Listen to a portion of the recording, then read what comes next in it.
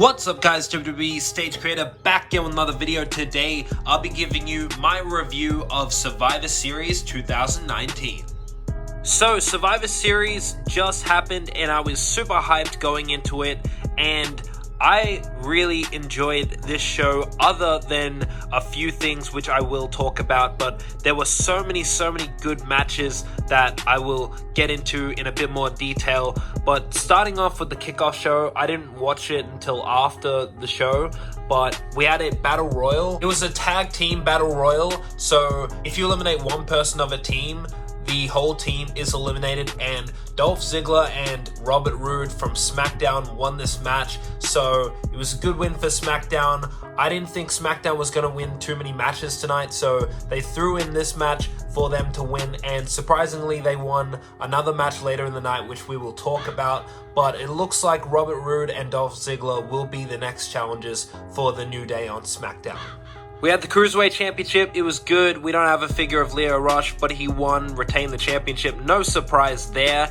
And then the Triple Threat Tag Team match, the Viking Raiders versus the New Day versus Undisputed Era, was moved from the main card to the pre-show, which I was very upset about. That match was really good, and we will get into what should have been on the pre-show later, but that match was really good. The Viking Raiders won.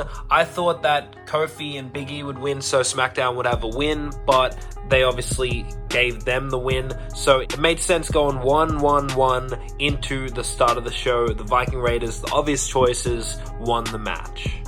Then we started the show with the 5 versus 5 versus 5 women's match, and this was an absolutely terrible way to start the show and should have been on the kickoff.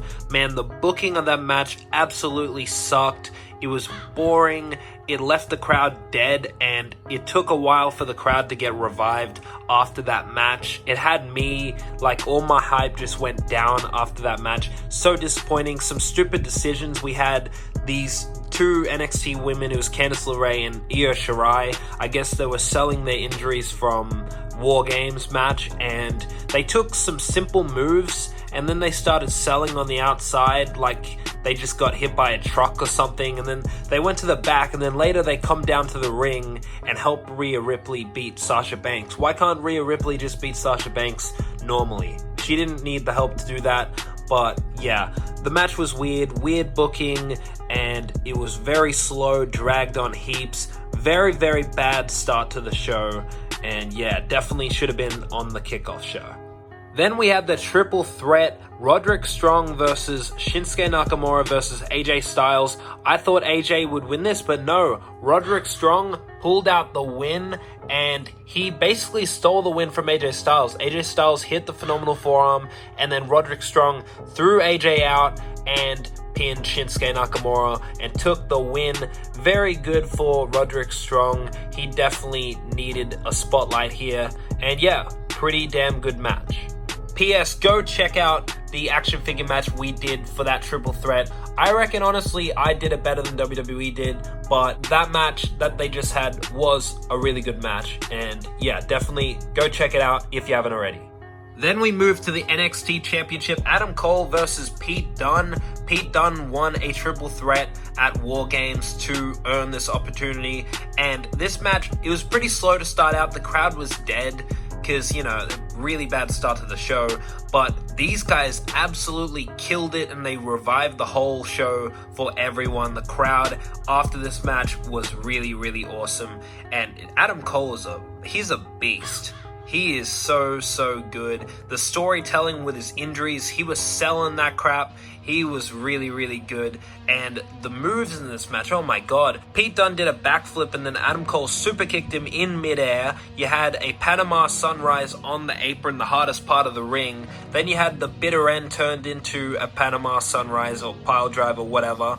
And then, yeah, Adam Cole won the match. Absolutely awesome. The last 5 minutes of that match was insane.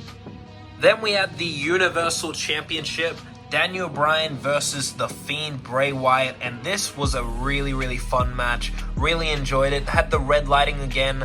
I actually don't mind the red lighting now. It adds character to The Fiend, and it's like a horror movie, you know. I think if there wasn't red light, he'd be like way too overexposed, and it wouldn't be like as scary, and as he wouldn't have the mystique. Like, if you look at the Finn Balor versus Fiend match at SummerSlam with the lights on, you know, it kind of overexposed him a little bit and the mystique was a little bit gone. But with the red lighting, I think it is a lot better. Even though it's hard to see, I mean, that's kind of the point. That's what makes it scarier. That's what keeps his mystique alive. So that was cool. Daniel Bryan brought back the yes chance in this match. Very, very nice piece of business here. Very good match for The Fiend. Don't know what's next for The Fiend. Who do you think? Comment down below. Who should challenge The Fiend next at TLC? It'll be very interesting to see who they have for challenges, because on SmackDown, the singles main event roster is very, very shallow. They really don't have many guys for The Fiend to fight. So comment down below, let me know who should face The Fiend next.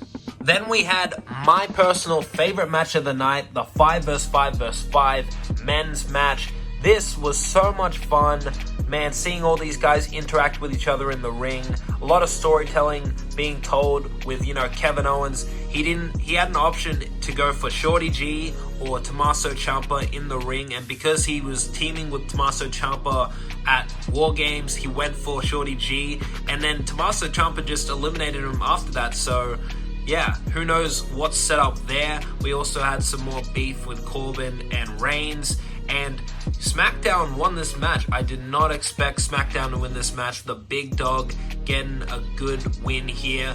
Looks like they're setting up the Big Dog to fight The Fiend. I reckon they'll hold that off till WrestleMania, and I think that's a good idea. That would be a very good match. Love the Big Dog. He's really good. I don't know why people hated on him so much, and I don't know why people are hating on Seth right now, but anyways, yeah. And Seth's attire, the red attire, that was so cool. Can't wait to get that in figure form.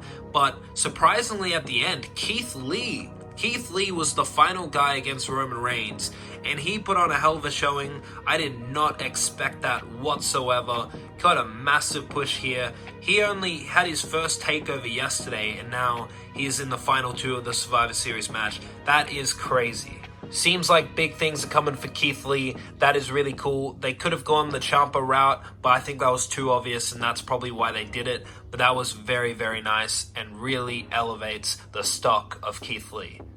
Then we had The Beast versus Rey Mysterio, and unfortunately for you Rey Mysterio fans, Rey lost this match. Go check out my action figure match. I think you guys will be very happy. But yeah, this was a very fun match.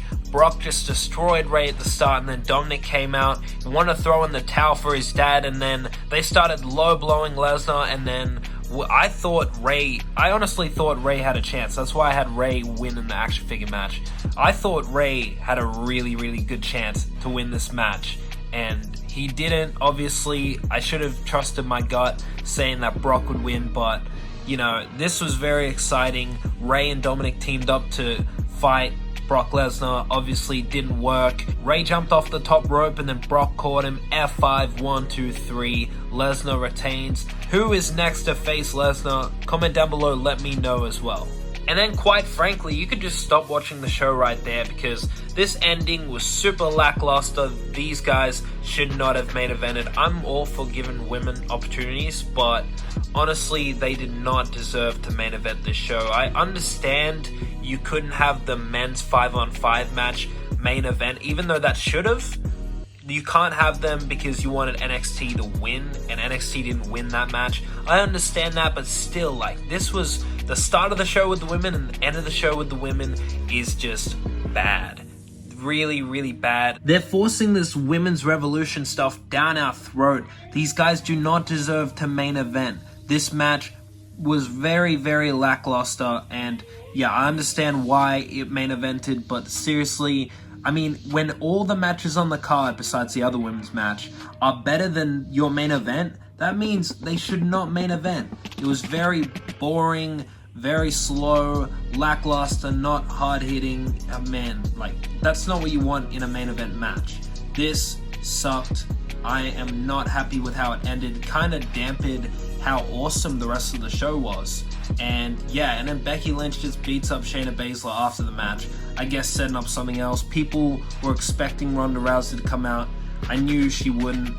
I knew why they put him in the main event, because they main evented WrestleMania, now it's going to be a regular occurrence. It really shouldn't. And yeah, the 5 vs 5 or Brock vs Ray would have been way better to main event than this match. Very disappointed with the women's matches here at this show. I feel like the quality of the women's matches are getting worse and worse, but yet they're shoving it down our throat more and more each year.